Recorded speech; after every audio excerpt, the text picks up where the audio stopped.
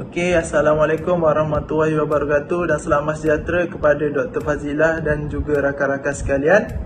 Nama saya Muhammad Mustaqim dan saya merupakan ahli kumpulan 9. Ahli kumpulan 9 terdiri daripada Umi Maisarah, Nabila, Safwan, Hazwan dan juga Imran. Okey, hari ini kami akan membentangkan tentang topik 9 iaitu cabaran kelestarian etika dan peradaban. Okey, yang pertama sekali, pengenalan. Akar kepada kemenjadian Malaysia pada hari ini adalah apa yang telah dicorakkan sejak beratus tahun yang lalu oleh watan dan para keluhurnya. Justru, melupakan kesinambungan sejarah lalu itu adalah suatu kesalahan dan keaiban yang sebenarnya merugikan bangsa Malaysia seperti mana yang berlaku pada negara jiran baru-baru ini. Akhirnya, sejarawan membuktikan bahawa keluhur Singapura adalah berasal daripada tanah Melayu dan gugusan Kepulauan Melayu. Namun, citra yang dibawa oleh Singapura pada hari ini seolah-olah negara kota itu tiada hubungan dan keserasian dengan budaya keluhurnya dahulu. Okey, yang seterusnya saya akan menerangkan konsep kelestarian, etika dan peradaban. Kelestarian atau kemapanan adalah terjemahan dalam bahasa Inggeris iaitu sustainability. Dalam bahasa Latin pula dikenali sebagai sustainere dan tinere. Kelestarian secara umum bermaksud keupayaan mengekalkan sesuatu, memastikan kewujudan atau memanjangkan. Perkataan ini sering dikaitkan dengan kehidupan manusia. Kehidupan yang mapan bermaksud penghidupan yang bermakna, produktif dan bertanggungjawab dengan mengimbangi keperluan ekonomi, budaya dan alam sekitar. Untuk memenuhi keperluan hari ini tanpa menjejaskan keperluan generasi akan datang. Kelestarian etika dan peradaban bermaksud sesuatu usaha berkaitan etika, adab dan nilai-nilai baik yang bersifat lokal dan global oleh masyarakat Malaysia yang dilakukan secara sedar, konsisten dan berterusan. Sungguh pun konsep kelestari pada hari ini banyak diguna pakai dalam konteks pembangunan dan alam sekitar. Namun, konsep kelestarian ini juga yang sesuai dengan maksudnya boleh digunakan merentasi bidang seperti etika dan peradaban. Okey, yang seterusnya saya akan serahkan kepada Umi Maisarah. Terima kasih kepada Mustaqim atas perbentangan itu tadi. Nama saya Maisarah dan saya akan membentangkan tentang cabaran kelestarian etika dan peradaban. Terdapat 7 cabaran kelestarian etika dan peradaban. Antaranya ialah cabaran politik, cabaran ekonomi, cabaran sosial, cabaran psikologi dan pembinaan karakter, cabaran globalisasi, cabaran alam sekitar dan cabaran sains dan teknologi. Sekarang saya akan membincangkan tentang cabaran politik. Cabaran politik sangat berkaitan dengan peningkatan etika dan peradaban. Politik bukan hanya boleh menjatuhkan kerajaan yang kuat, tetapi mampu melemahkan seluruh struktur dan elemen kuasa dan pentadbiran. Dengan itu, berikut adalah cabaran-cabaran besar yang mesti ditangani, iaitu pembinaan budaya politik dan demokrasi matang, kebebasan bersuara dan pembinaan masyarakat sivil iaitu madani, kerajaan yang telus dan menjaga kepentingan nasional, literasi politik dalam kalangan rakyat, celik sejarah dalam kalangan rakyat, semangat cintakan negara dan kurangnya penghayatan dalam aspek kenegaraan, politik berasaskan kaum lawan politik permuafakatan, mengakui hak antara kaum seperti yang termaktub dalam perlembagaan persekutuan. Seterusnya adalah cabaran ekonomi. Cabaran ekonomi juga memberi impak kepada etika dan peradaban manusia. Cabaran etika dan peradaban kepada masyarakat pada hari ini adalah berkaitan dengan keperluan-keperluan memenuhi keperluan dan kehendak yang masih belum dipenuhi. Justru antara cabaran ekonomi yang sedang dan akan terus dihadapi oleh pembangunan etika dan peradaban adalah mengurangkan jurang antara kaya dan miskin yang semakin melebar, mewujudkan peluang pekerjaan kepada rakyat dan generasi muda, pendatang asing dan sektor 3D, keseimbangan ekonomi bandar, luar bandar dan wilayah, pemberdayaan ekonomi bumi putera dan kaum-kaum lain, meningkatkan ekonomi pengetahuan, inovasi dan R&D, peningkatan kepada kualiti dan kemampanan hidup, serta ekonomi pertanian, krisis makanan dan keselamatan. Baiklah, untuk yang seterusnya, cabaran sosial, di mana poin yang pertama untuk cabaran sosial ni adalah kurangnya keyakinan diri. Apabila kita sendiri menghadapi masalah sosial dalam diri, jadi kita akan kurang keyakinan diri untuk bergaul dengan orang lain, untuk berinteraksi dengan orang lain. Seterusnya adalah berlakunya konflik dalam kalangan rakan sekerja. Sekiranya kita sendiri pun ada masalah, jadi macam bila kita dengan orang lain, itu pun kita akan rasa macam orang lain tu buat masalah kita menyebabkan berlakunya sesuatu konflik. Ia akan menyebabkan berlakunya sesuatu konflik antara rakan sekerja. Seterusnya adalah ketiadaan sumber teknologi. Teknologi juga penting dalam dunia pekerjaan sekarang sebab banyak juga kita bergantung kepada banyak pekerjaan yang bergantung kepada teknologi. Contohnya macam bidang-bidang elektrik di mana kita memerlukan teknologi seperti robot, seperti mesin untuk menyiapkan kerja-kerja kita. Seterusnya adalah tahap kefahaman yang akan dibimbangi semakin berkurangan sebab bila kita tak boleh nak fokus dekat kerja kita, jadi kita punya tahap kefahaman tu akan kurang sebab kita tak faham, kita tak boleh nak buat kerja kita, kita tak boleh nak fokus dengan kerja kita. Jadi tahap faham kita dekat kerja tu akan semakin berkurang. Yang seterusnya adalah akan menyalahgunakan tanggungjawab yang diberi. Apabila kita menghadapi masalah-masalah sosial, jadi kita akan contoh sebagai cikgu, kita akan jadi macam kita akan ambil perkara itu sebagai satu perkara yang sambil lewa. Jadi dia tak fokus. Dia tak menggunakan tanggungjawab yang diberikan tu dengan sebetulnya. Seterusnya kita akhir sekali adalah kita tidak menggunakan masa kerja untuk menghasilkan produktiviti, di mana sepanjang waktu kerja tu kita buat benda lain. Kita contohlah kalau sebagai seorang cikgu, patutnya waktu tu kita masuk kelas, tapi kita tak masuk kelas, kita duduk kat bilik guru, kita tak masuk kelas, kita biar pelajar macam tu je, tak buat apa-apa kat dalam kelas. So dekat situ itulah antara cabaran-cabaran sosial yang akan dihadapi sekiranya kita tidak menjalankan tugas kita sebagai seorang pendidik. Terusnya adalah cabaran psikologi dan pembinaan karakter.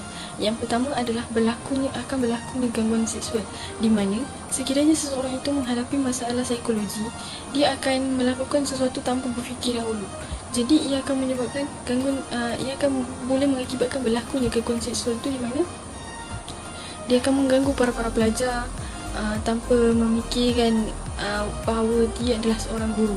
Dia perlu menjaga air muka seorang guru.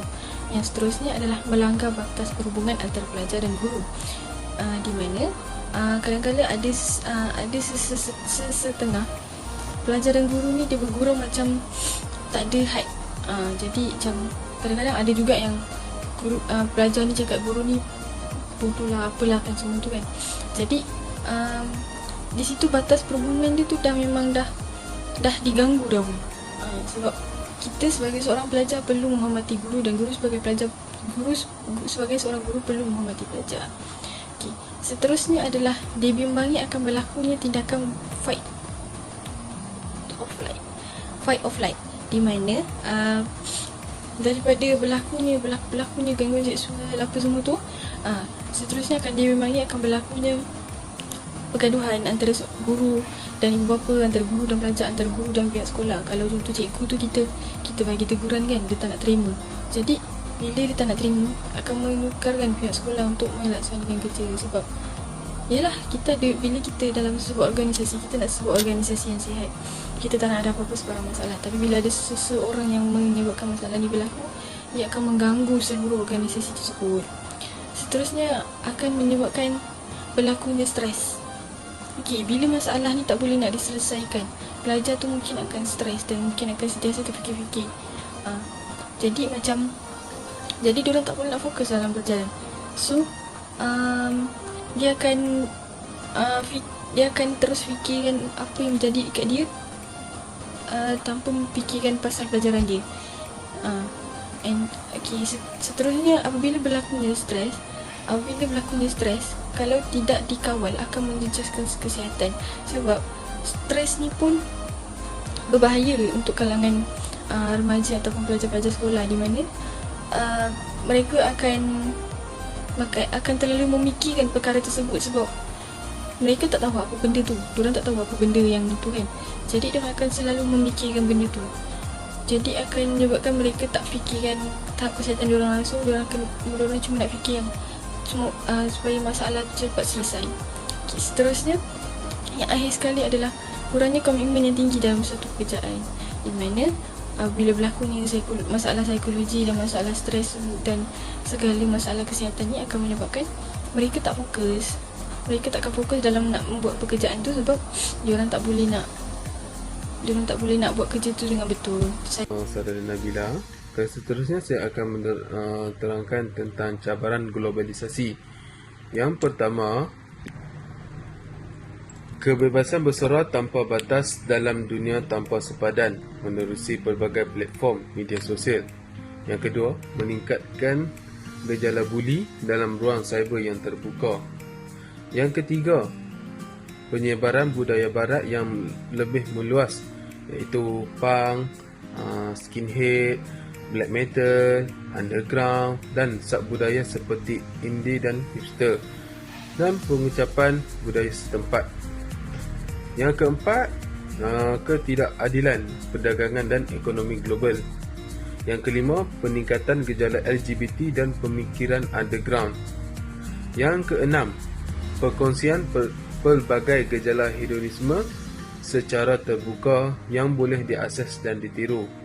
Yang ketujuh, kestabilan politik serantau dan global. Yang ke-8 iaitu krisis ekonomi dan kewangan antarabangsa. Yang ke-9, pelbagai isu rasis dan Islamofobia. Yang terakhir iaitu keselamatan cyber dan data peribadi. Okey, seterusnya saya akan terangkan tentang cabaran alam sekitar. Okey, yang pertama, cabaran alam sekitar iaitu pencemaran laut, udara dan darat. Yang kedua, eksploitasi sumber-sumber alam sekitar secara tidak terkawal dan haram. Yang ketiga, isu-isu biodiversity. Yang keempat, kepupusan pelbagai spesies fauna dan flora akibat perubahan iklim. Yang kelima, kehidupan flora dan fauna yang terancam akibat pembalakan pertanian pindah dan pemburuan haram. Yang keenam iaitu konflik antara pembangunan fizikal, pertanian, perikanan dan peternakan. Yang ketujuh, kekurangan bekalan dan zat makanan. Seterusnya, penggunaan minyak rendah karbon. Okey, yang terakhir iaitu penggunaan tenaga alternatif iaitu air, angin dan solar. Itu saja. Seterusnya saya serahkan kepada Safwan. Terima kasih. Nama saya Muhammad Safwan. So, saya akan membentangkan mengenai cabaran sains dan teknologi. So, cabaran yang pertama adalah mengenai isu-isu etika dan profesionalisme dalam kalangan saintis dan penyelidik. So, cabaran yang kedua, penggunaan drone, satelit dan teknologi militeri dalam peperangan masa. Cabaran yang ketiga, penyelidikan dan pembangunan berasaskan kehendak dan bukan keperluan manusia. Cabaran yang keempat, penggunaan bahan-bahan kimia terlarang dalam pembuatan ubat-ubatan. Selain itu, monopoli syarikat-syarikat besar dalam penjanaan kekayaan berkaitan sains dan teknologi. Seterusnya, sains dan teknologi yang kehilangan nilai iaitu value laden. So, yang terakhir, teknologi, green technology dan produk hijau, green product. Apakah yang dimaksud dengan SDG? Apa itu SDG? SDG adalah matlamat pembangunan mampan atau Sustainable Development Goal. SDG adalah 17 matlamat global yang ditetapkan oleh Pertubuhan Bangsa-Bangsa Bersatu PBB pada tahun 2015. Matlamatnya adalah luas dan saling bergantung antara satu sama lain. Namun, ianya mempunyai senarai matlamat yang berlainan untuk dicapai. SDG meliputi isu pembangunan sosial dan ekonomi, termasuk kemiskinan, kelaparan, kesihatan, pendidikan, pemanasan global, gender, air, sanitasi, tenaga, urbanisasi, alam sekitar dan keadaan sosial. Matlamat SDG yang pertama adalah untuk menamatkan kemiskinan dalam semua bentuk di mana-mana. Matlamat yang kedua, mengakhiri kelaparan, mencapai keselamatan makanan dan meningkatkan nutrisi dan mempromosikan pertanian yang mampan. Matlamat yang ketiga, memastikan kehidupan yang sihat dan menggalakkan kesejahteraan untuk semua pada semua peringkat umur. Matlamat yang keempat, memastikan pendidikan berkualiti, inklusif dan saksama dan menggalakkan peluang pembelajaran sepanjang hayat untuk semua. Matlamat yang kelima, mencapai kesaksamaan gender dan memperkasihkan wanita dan kanak-kanak perempuan. Matlamat yang keenam, memastikan ketersediaan dan pengurusan air yang lestari dan sanitasi untuk semua. Matlamat yang ketujuh, memastikan akses pada tenaga yang mampu dimiliki, boleh dipercayai, mampan dan moden untuk semua. Matlamat yang ke-8, menggalakkan pertumbuhan yang mampan, inklusif dan mampan ekonomi, guna tenaga penuh dan produktif dan kerja yang bersesuaian untuk semua. Matlamat yang ke-9, membina infrastruktur berdaya tahan, menggalakkan perindustrian inklusif dan mampan dan menggalakkan inovasi. Matlamat yang ke-10, mengurangkan ketidaksamaan dalam kalangan negara-negara. Matlamat yang ke-11, menjadikan bandar dan penempatan manusia inklusif, selamat, berdaya tahan dan mampan. Matlamat yang ke-12, memastikan penggunaan dan corak pengeluaran mampan. Matlamat yang ke-13, mengambil tindakan segera untuk memerangi perubahan iklim dan kesan-kesannya. Matlamat yang ke-14, memelihara dan mampan menggunakan lautan, laut dan sumber marin bagi pembangunan lestari. Matlamat yang ke-15, melindungi, memulihkan dan menggalakkan penggunaan lestari ekosistem daratan, mampan menguruskan hutan dan menghentikan dan membalikkan kemusnahan tanah dan menghentikan kehilangan biodiversity.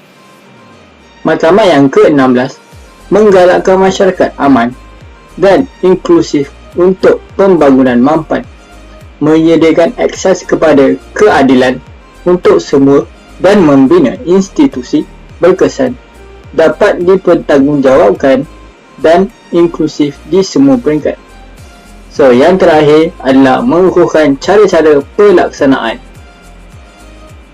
Dan seterusnya saya akan serahkan penerangan kepada rakan saya. Seterusnya, saya akan membentangkan tentang strategi dan langkah-langkah kelestarian etika dan peradaban. Okey, kita pergi ke langkah yang pertama. Langkah yang pertama adalah membina pemikiran dan sikap yang betul terhadap etika dan peradaban dalam kalangan masyarakat. Langkah yang kedua pula adalah menjunjung tinggi budaya ilmu, nilai-nilai moral, akhlak dan juga integriti. Langkah yang ketiga pula keazaman politik dan pemartabatan etika dan peradaban. Langkah yang keempat keterlestarian etika dan peradaban menerusi kebudayaan kebangsaan. Langkah yang kelima pula kesepaduan sosial. Manakala langkah yang keenam pula adalah amalan dan penghayatan rukun negara. Langkah yang ketujuh falsafah pembangunan negara. Seterusnya langkah yang ke-8 adalah peranan agama dan sistem kepercayaan. Dan langkah yang terakhir adalah pembangunan modal insan dan masyarakat Binda kelas pertama. Ini kita pergi kepada penghayatan nilai. Yang pertama, membina pemikiran dan sikap yang betul terhadap etika dan peradaban dalam kalangan masyarakat. Yang kedua pula, menjunjung tinggi budaya ilmu, nilai-nilai moral, akhlak dan integriti dalam kehidupan masyarakat dan bernegara. Yang ketiga, mengukuhkan kejujuran dan keazaman politik dalam memperkukuhkan etika dan peradaban serta menolak nepotisme, kronisme, politik wang dan ketidakadilan. Yang keempat, memiliki minda kelas pertama, iaitu beretika dan berperadaban sebagai suatu strategi membangun sebuah negara yang progresif dan berkemajuan. Yang kelima pula menjadi bangsa Malaysia yang berjiwa merdeka, yakin tentang kemampuan sendiri dan setaraf dengan bangsa-bangsa lain di dunia. Yang terakhir, memertabatkan dan menghayati kelima-lima prinsip rukun negara sebagai tulang belakang membina sebuah negara beretika dan berperadaban. Sekian saja pematangan daripada kumpulan kami. Sekian, terima kasih.